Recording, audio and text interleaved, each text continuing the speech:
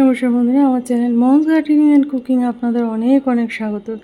এই যে সূর্যমুখী গাছটিকে এই দিকে ঘোরালাম, দেখুন গাছ ভর্তি ফুল রয়েছে। এই যে এইখানে, এই যে আবার এখানেও মানে ঝুলে পড়েছে। আমি গাছটি ব্যালকনিতে শিফট করব, এখানে নয়নতারা কিছু নিয়ে আসতে হবে, যার জন্য এইদিকে ঘোরালাম।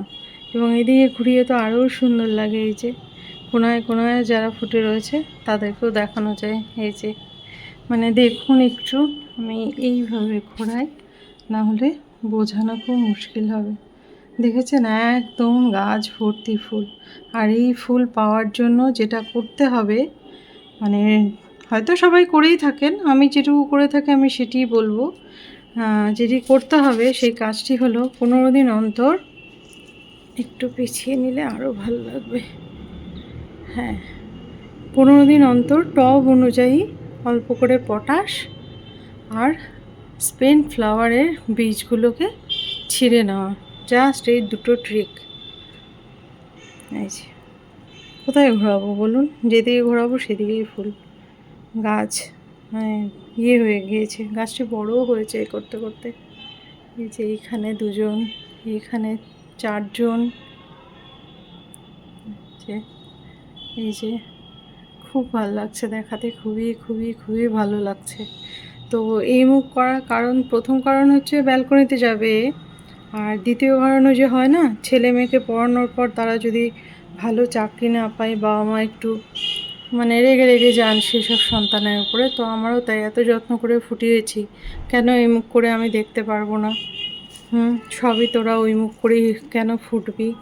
তো যাই হোক, এই মুখ করে যে কেউ ফোটেনি এমন নয়, অবশ্যই ফুটেছে। এই দেখুন, দেখিয়ে দিই, এই যে স্পেন ফ্লাওয়ারটি রয়েছে এটিকে আমি এই যে ছিঁড়বো, এই যে রয়েছে, এই যে ছিঁড়বো, এই দেখুন ছিঁড়ে ছিঁড়ে এখানে জড়ো করেছি।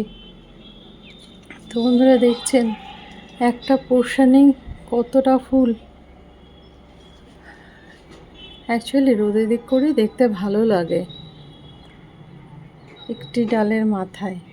আর এই যে তাতেই এত এত, একে আমার ছিঁড়তেই হবে, এখনই ছিঁড়ে নেই। আর এই ডালেও এই দেখুন গাছ ভেঙে পড়েছে, একটু দূর থেকে দেখাই।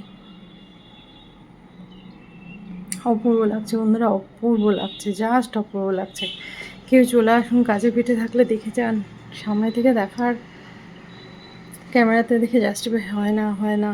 এগুলো নিজের চোখে দেখার মতো অপূর্ব। আমার তো নিজের মাটি বাগান কিছু নেই, জাস্ট এই ব্যালকনি, জানালার কার্নিশ, এগুলোতে যখন এতটাই ফুল ফোটে খুব ভালো লাগে। নিজেকে মনে হয় হ্যাঁ আমি সফল, আমি যথেষ্ট সফল। তো